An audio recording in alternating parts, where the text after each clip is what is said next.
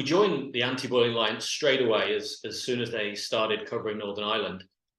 We'd previously been involved with the Northern Ireland Anti-Bullying Forum, which stopped operating. And we believe that left a massive gap, not just in the provision of resources for people, but the coordination of the various groups and the individuals who are working in their own ways to address bullying. We believe you need that coordination. If you're going to produce any meaningful change at all, you need people with a common interest to come together and work in partnership. And ABA does that, and that's why we're here.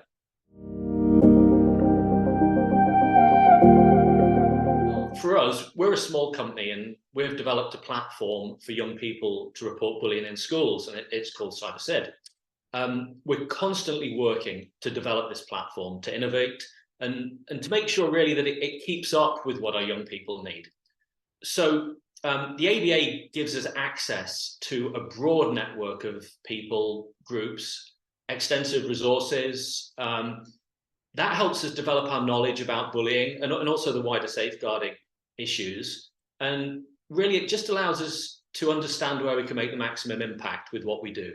So, for example, there's a clear need to understand more about the trends in bullying so that they can be analysed, they can be addressed. There's also a need to examine really how bullying is being tackled as well, the approaches being taken, and most importantly, the outcomes. So our platform, it's an automated platform, and we've seen an opportunity to look at these issues and to provide this information. I mean, it's in a really, really early stage, but it's an area where we can add value outside of what we're doing in a way that we hadn't previously thought about. And it's only really the engagement with other ABA members that's allowed us to understand that in a way that we otherwise may have not. It has to be the members' presentations, really. The Take 20 talks, they're brilliant.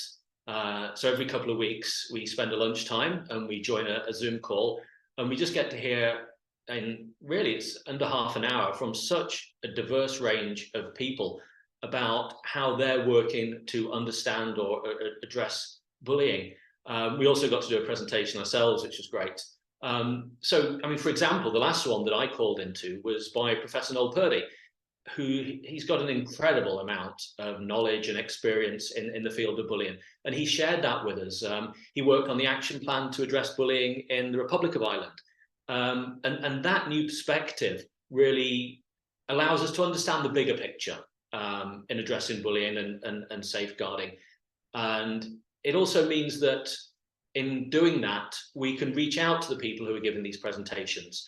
I mean, we're currently doing joint work with educational professionals, academics, even a children's author that we met through a Take 20 presentation. And we're all together working, playing our part in our own specialist ways to prevent and tackle bullying and the young people who are affected by that. And I think that's brilliant.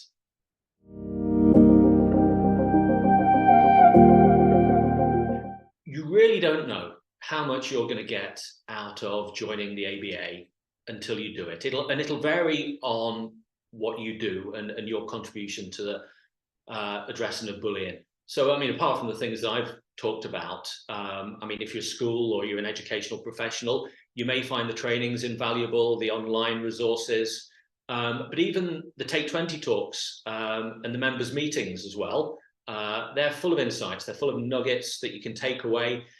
We're actually seeing more opportunities out of all these things than we've the time to act on, which is great.